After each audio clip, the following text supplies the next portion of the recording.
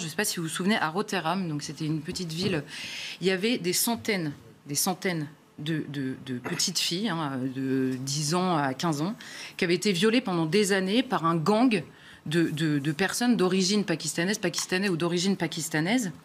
Et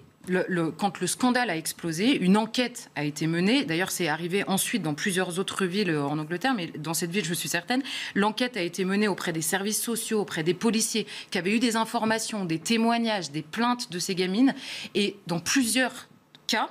les services sociaux, les personnes qui avaient entendu dire ça, avaient dit « oui, mais on n'a rien fait parce qu'on avait peur de l'accusation de racisme ». Donc la peur de l'accusation de racisme, parce qu'évidemment on n'est jamais sûr quand c'est un témoignage, quand c'est une plainte, est-ce que c'est vrai, est-ce que la peur de l'accusation de racisme avait prolongé l'existence de ce gang qui violait des gamines. Donc on se dit, il y a peut-être des gamines qui sont violées par un gang, mais j'ai trop peur de me faire accuser de racisme. Voilà le poids de